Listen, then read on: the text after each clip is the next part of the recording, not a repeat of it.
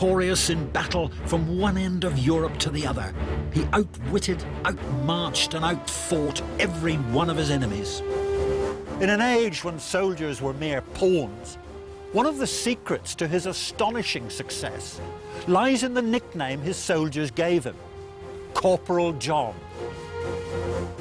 At the very beginning of the 18th century, the great powers of Europe regarded the British as being very dubious allies. Their soldiers were ferociously brave, but far too often they were led by generals of extraordinary stupidity. And then along came John Churchill, Duke of Marlborough. I'm Major Gordon Corrigan, and I've spent most of my adult life as a soldier. I've always been fascinated by military leadership. In many ways, Marlborough's a bit of a puzzle. He was over 50 before he achieved a major victory. He was stripped of command twice, and he ended his life very much out of favour. So, was he a simple soldier, intrigued against by scheming politicians, as he himself claimed, or was he in fact a flawed genius and his own worst enemy?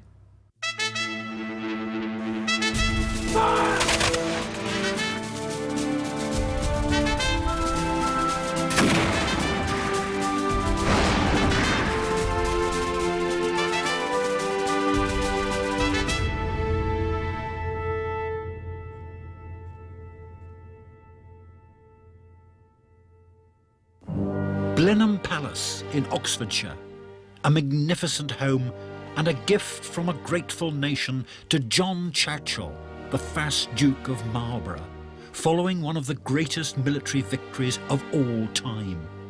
Few have had such a breathtaking and lasting memorial bestowed upon them. The palace was fittingly named Blenheim after the battle of the same name.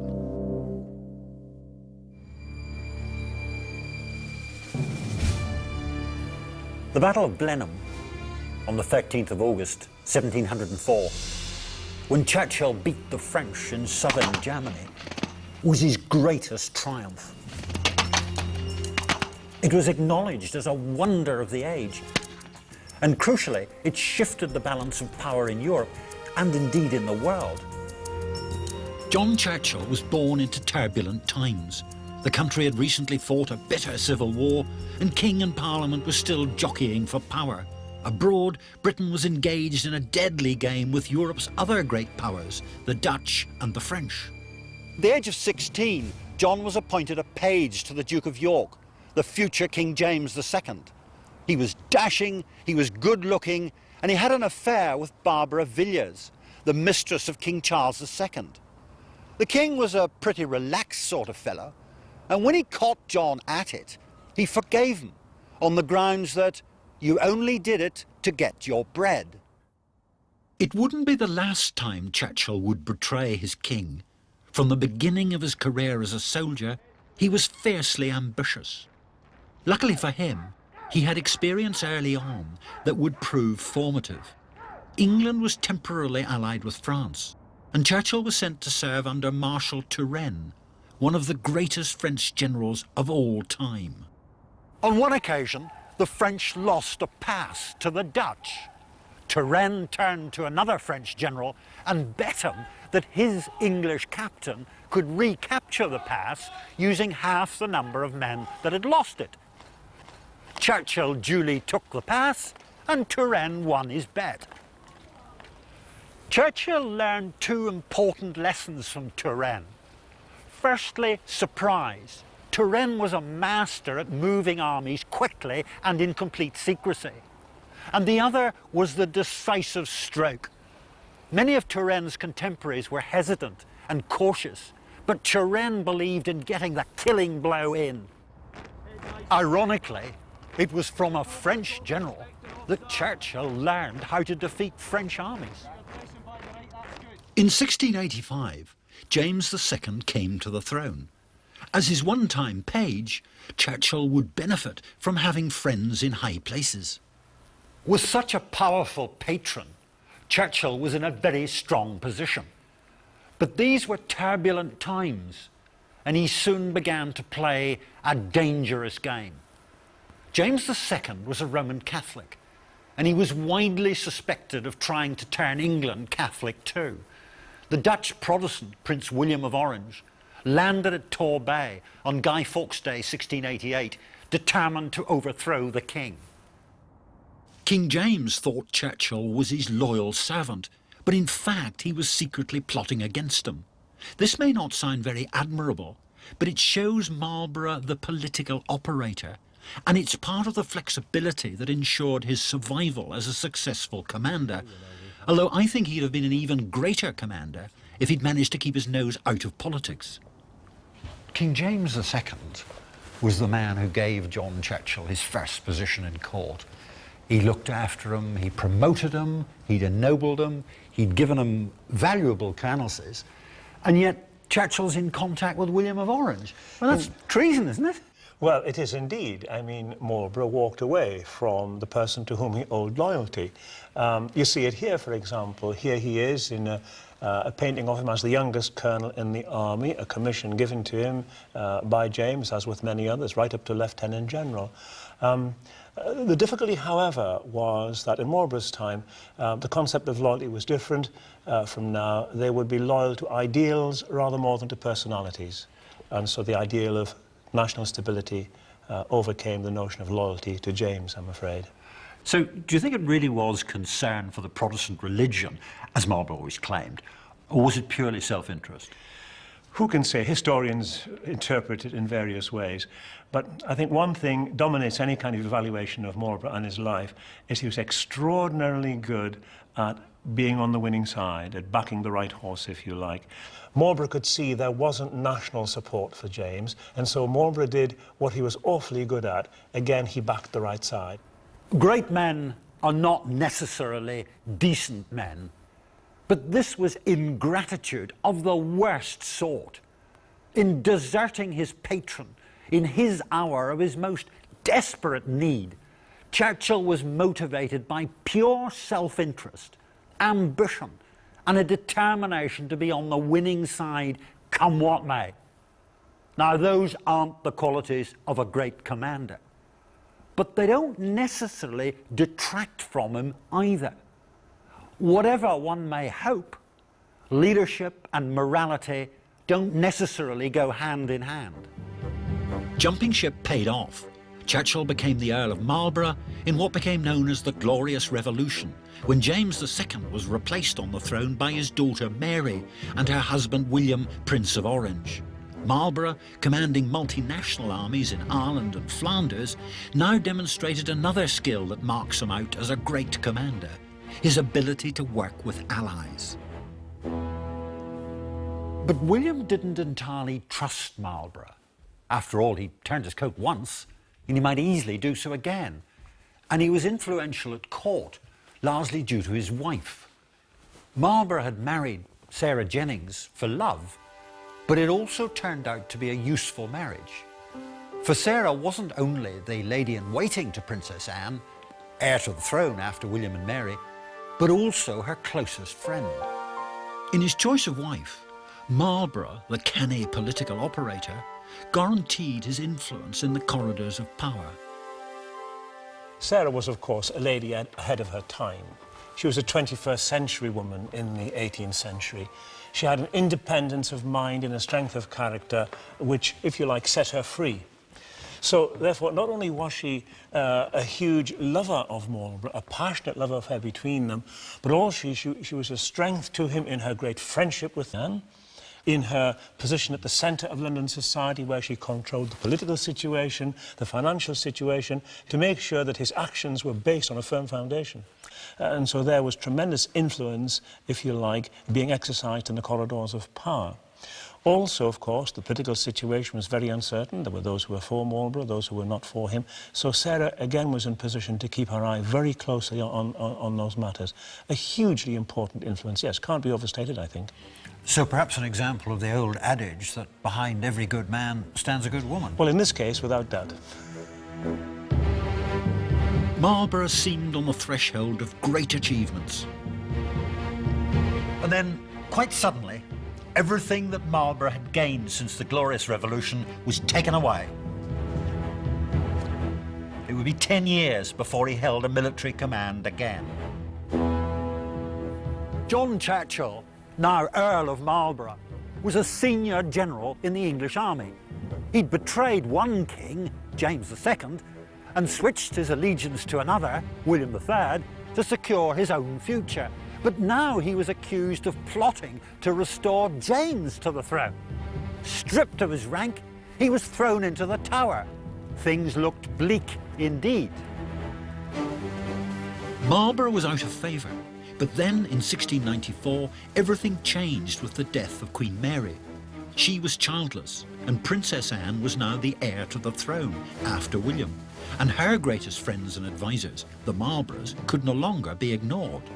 Rank restored and a further promotion to general, life was looking up again for Marlborough. With the death of William in 1702, Princess Anne became Queen Anne. For Marlborough, the golden age was about to begin. 35 years of army service had prepared Marlborough for his greatest challenge, in which his brilliance as a commander of men would be revealed to the world. It was the War of the Spanish Succession that was to be Marlborough's finest hour. Essentially, the war was about who should sit on the recently vacated throne of Spain. The British and the Dutch backed an Austrian candidate, the Archduke Karl, while the French had their own claimant. France was already the most powerful country in Europe. In control of Spain as well, she would be a superpower whom nobody could resist. The French invaded Holland, and Marlborough led a 60,000-strong multinational force against them. It was a perfect example of how he put to good use what he had learned from the great Marshal Turenne while serving as a young soldier in France. He used speed and surprise to great effect, but he found it more difficult to deliver the decisive stroke. By astute manoeuvring and incredible speed, Marlborough forced the French to withdraw, but he was often denied the opportunity to annihilate a French army because the Dutch wouldn't allow their troops to fight a pitched battle. They thought it was too risky. They thought you could win without fighting, victory without slaughter. Marlborough knew better. In order to inflict a crushing defeat on the French, Marlborough, now a duke, realised he needed to meet them head-on, but he couldn't do it alone. In a move straight out of Turenne's textbook, he decided to abandon the Dutch and join up with his Austrian ally, Prince Eugene, and his army in Germany. With a combination of logistical brilliance, speed and surprise, Marlborough moved the whole of his army 300 miles from Flanders to here in southern Germany over bad roads and in worse weather. So how was he able to do this? He set up a chain of supply depots along the route so that his men were always well fed and well equipped. They marched for 6 hours a day, starting before first light, so that they avoided the hottest hours. Marlborough understood that an army marches on its stomach. Soldiers who are exhausted, hungry or badly equipped won't be at their best when it comes to fighting. By looking after his men, he earned their loyalty, and they were far more effective soldiers. Marlborough also understood the importance of allies, and he now tried to force the Elector of Bavaria, an ally of the French, into coming over to his side. He went about it in a ruthless way, unleashing his cavalry in a reign of terror across the countryside. But this wasn't the typical mindless pillaging of previous armies. Marlborough's soldiers were a highly effective, well-led and disciplined fighting force. So what do we know about the effects on the villagers around here? There are many eyewitness accounts. Some you find in local records. And there's a especially interesting one here at Lutzingen in the parish record of 1704, the actual parish register. It was compiled by the parish priest then here at Lutzingen. And he had watched events from the tower of Lutzingen Church, from St. Michael's. He'd overlooked the battlefields and his own village, and he saw it burn to the ground. And many villages and the villagers lost their homes, they lost their crops, they lost their livelihoods, and many had to move out. What are your views on Marlborough's reign of terror in the area? Because it was a reign of terror. It is very difficult to come to terms with that. He's a man I admire, but that's a very difficult part of his life. It was for him a strategic necessity. If he had succeeded with it, actually, the Battle of Blenheim would never have been fought. But Marlborough's pressure didn't work. The Elector of Bavaria remained an ally of the French, and now it would all come to a head in battle. Marlborough had shown strategic brilliance in getting his men to Germany, but he was also a master tactician on the battlefield. Nothing exemplifies this more than the Battle of Blenheim. Here in the village of Tapfheim, Marlborough climbed to the top of the church tower, from where he could see the French camped near the village of Blenheim.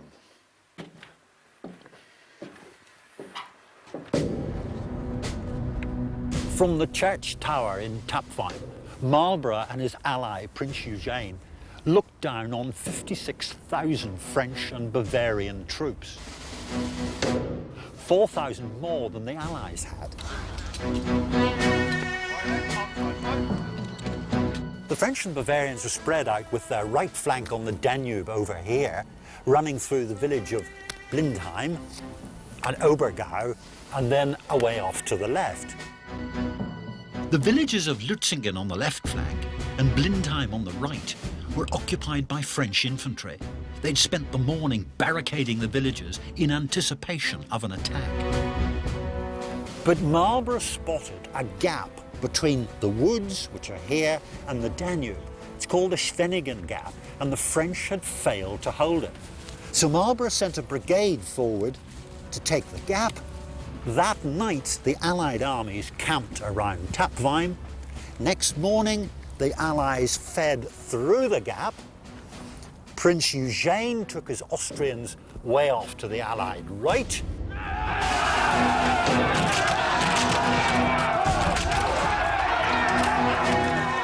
While Marlborough attacked the French right flank and the French centre.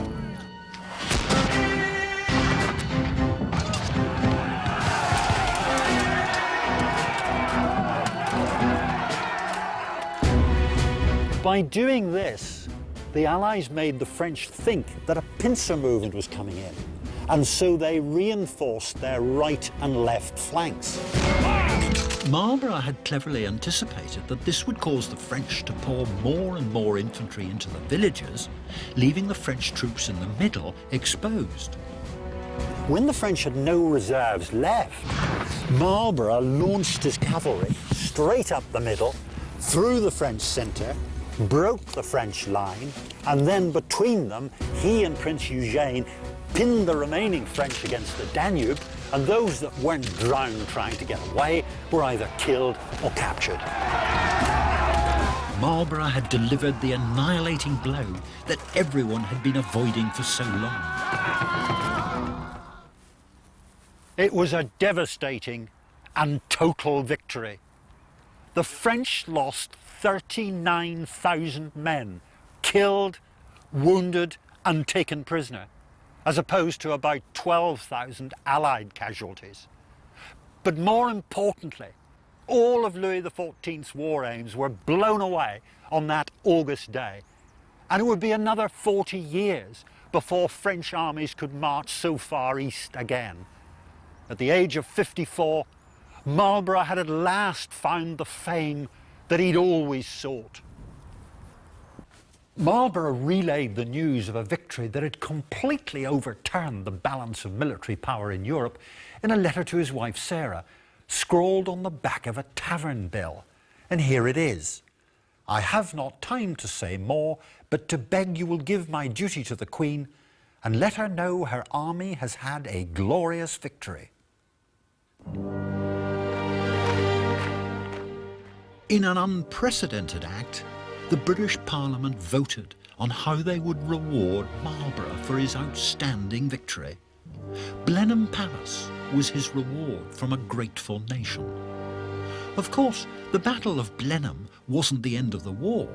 The Duke of Marlborough went on to add more battle honours to the colours of British regiments: Ramillies, Oudenarde and Malplaquet.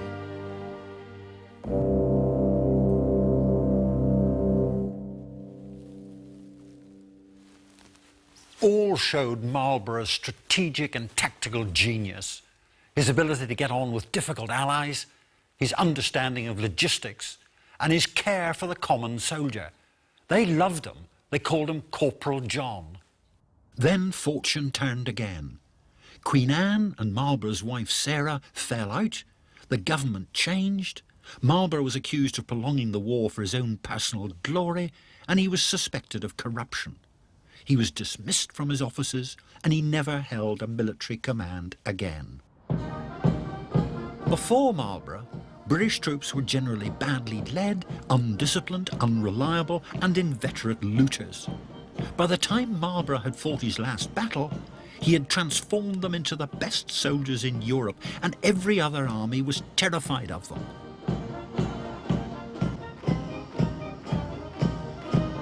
It would be another 100 years, not until Wellington, that the British Army would reach such heights of professionalism again.